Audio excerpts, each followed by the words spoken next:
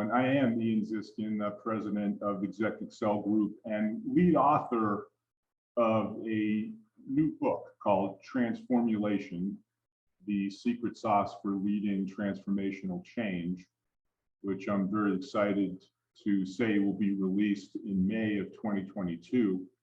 What I'd like to do with you today is to hit some highlights and share some of the lessons learned from putting that book together, focused on leading transformational change. I'll begin by letting you know there were three fundamental questions that we're trying to answer in putting Transformational together. The first of which has been, what do successful leaders of transformational change actually do? The second question has to do more with failure and circumstances where leading transformational change isn't quite as successful. What might be causing that? And the third question has been a little bit of a hypothesis we've been exploring related to the assumption that all transformation is change, but not all change is transformational. And part of thinking about all of those questions and more related to transformational change led me to start thinking about pizza, believe it or not, as an analogy for leading transformational change. And you might ask the question, what does pizza have to do with leading transformational change? It turns out the answer is a lot. If you go back to, in history, 997 AD, many believe was when pizza was first invented in Gaeta, Italy. And you fast forward to today, where pizza finds itself as a $150 billion plus global industry. A lot has happened, a lot has changed. There's been a lot of transformation in pizza over those years. Think about it from the following context: shapes, sizes, toppings, cheeses, crusts, the way that pizza is prepared, the way we gain access to it, and those secret sauces. Here's how I tend to think about it. Shapes include round, square, rectangle, oblong now these days. Sizes include extra large, large, medium, small, personal, and slice. Toppings, from the old traditions of sausage, pepperoni, meatball, onion, and the like, all the way to more recent choices that people might make, including things like broccolini, arugula, and pineapple. Cheeses, old favorites: mozzarella, provolone, maybe some American, moving more toward Fontana, goat, and many others.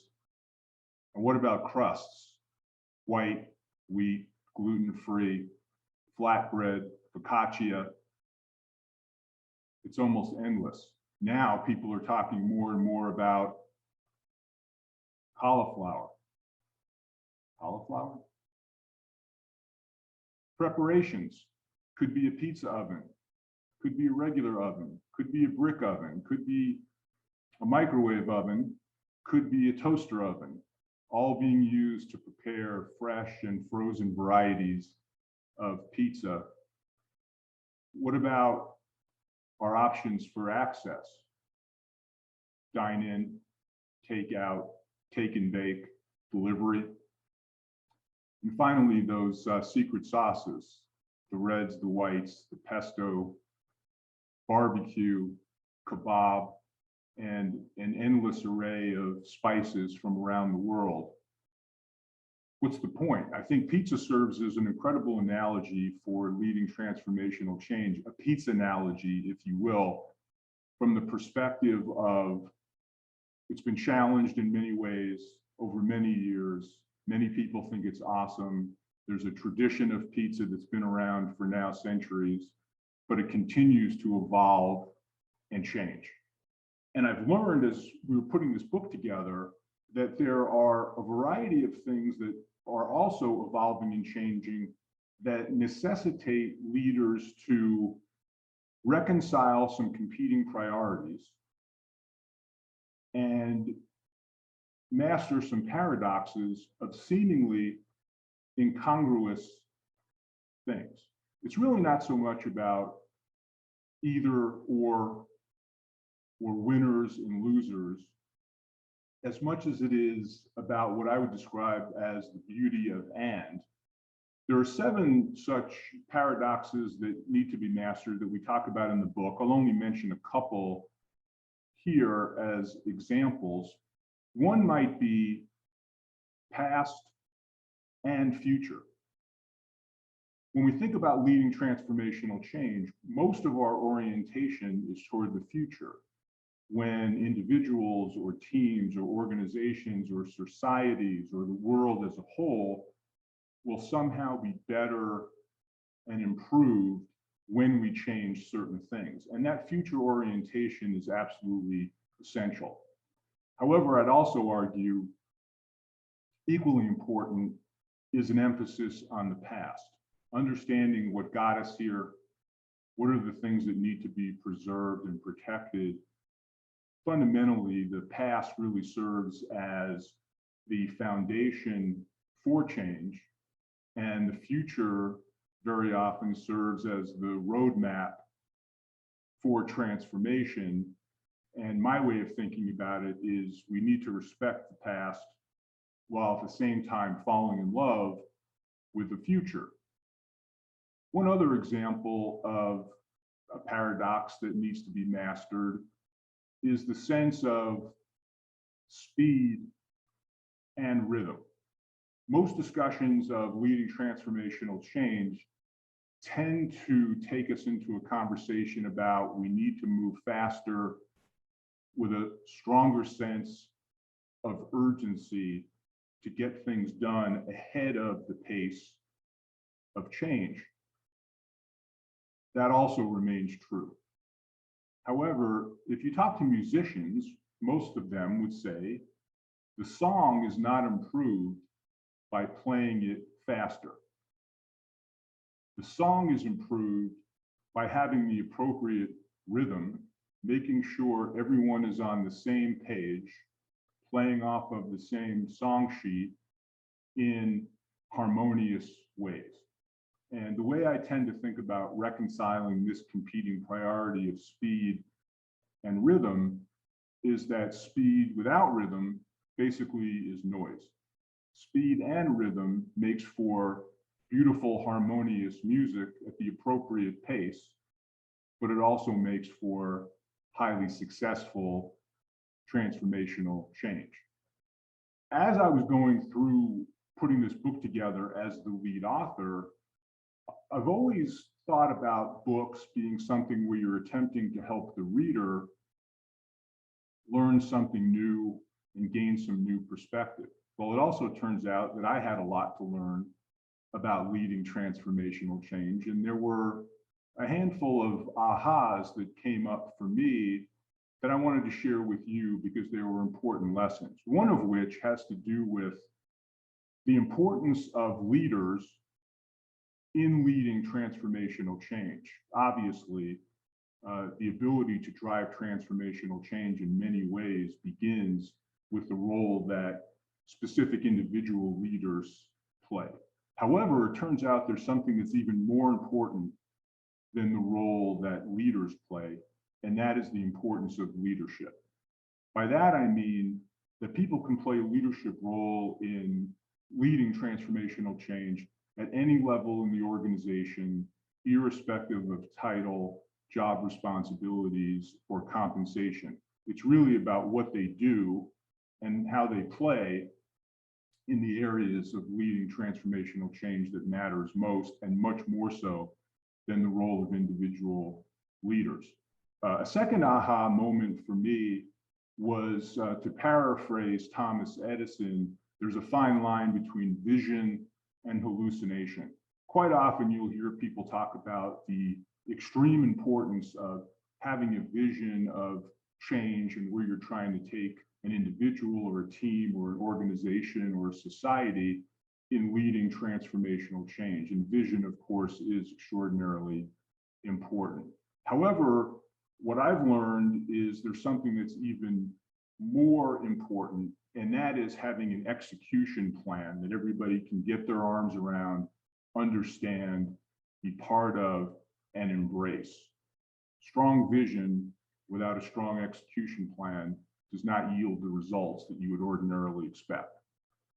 A third aha for me has been the realization that it actually is true, I think, that most people hate change as much as we would not like to admit that. There's resistance, there's concern about the unknowns, and there's obviously the reluctance to let go of things that are familiar. So people do hate change, but what I think I found in putting this book together is they actually hate failure even more. And so if we can appeal to someone's sense of what it takes to win in driving large-scale transformational change, we have a chance of winning them over. And then the final aha for me that I'll share with you today is the recognition that most people believe that change is hard, it's difficult, it's extremely complex. But that complexity can in fact be outweighed by simplicity.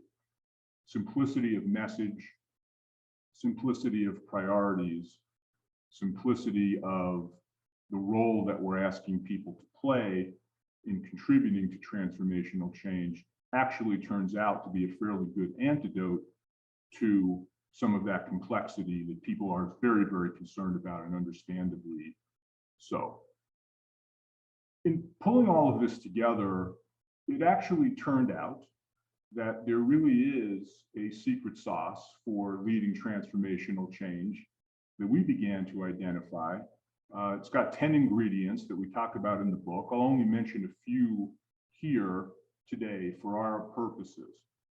One that I think really stands out in my mind is to start with truth, talent, and timing. And what I mean by that is we need to confront reality. We are where we are. The situation is what it is, and being in denial doesn't help. The talent side of the equation is the importance of surrounding ourselves as leaders of transformational change with people who can actually help us get things done, who are better than us at many things. And timing really matters. Speed is important. You're probably going to end up going faster and needing to be more decisive that generally feels comfortable in an environment of large-scale transformational change. The second ingredient that I'll mention for purposes of our conversation today is the importance of answering the question, from what to what? This is really all about understanding where you're coming from and where you're going, as well as what needs to be preserved and protected from the past, as we talked about briefly before, and prioritizing the most important things to change. The final point about ingredients for successfully leading transformational change that are part of that secret sauce is to love both influencers and resistors. I think we can agree that change leaders can exist at every level of the organization, and they tend to be the influencers who everybody else watches for cues about whether they should be supporting the changes that are being proposed.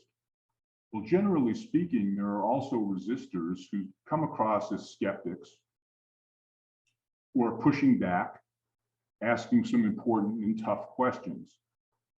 Our finding is that those skeptics really need to be treated as truth seekers, not as enemies. They may be asking questions that other people have on their mind, but don't have the courage to ask out loud. And they also may be asking questions that no one has thought of that really need to be answered before you can successfully progress with leading transformational change. Now, let's go back for a moment to the questions that I asked at the beginning of this conversation that we began to explore in the book. First one being what makes for successful leadership of transformational change? Well, it turns out it's a lot of things, but one that I really want to point to here for our purposes today is to go first, but not alone. Every successful effort that we've seen around leading transformational change has been highly dependent on leaders who are willing to go first, set the tone, build the stage for other people to perform on. But they didn't do it alone. They surrounded themselves with other terrific people from every level of the organization who could help contribute to that change. On the failure side, where there was less success and people were struggling with driving transformational change, again, there are a lot of causes of that. I'll underscore just two for right now. One is lack of clarity about the what and the why. What are we planning to change and why is it so important to do that? And the second thing is getting confused along the way about difference versus improvement. We often change a lot of things to make them different. They're not necessarily better. And the most important thing is to understand the level of improvement that we're driving in the organization or in an individual or in a team or in a society by making those kinds of changes. As a final wrap up to this, we kind of did discover, frankly, that transformation really does include change, but not all change is transformational. And when we have an opportunity to talk some more about all of this together, we'll say a little bit more about what we learned in that regard. As a final wrap up, I'll leave you with a thought, a quote that I think is really appropriate for the topic we're talking about today from Jeff Bezos, the founder of Amazon, who said that day 2 is stasis.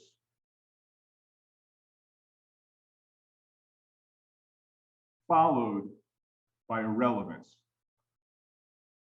followed by excruciating, painful decline, followed by death. That's why every day is day 1.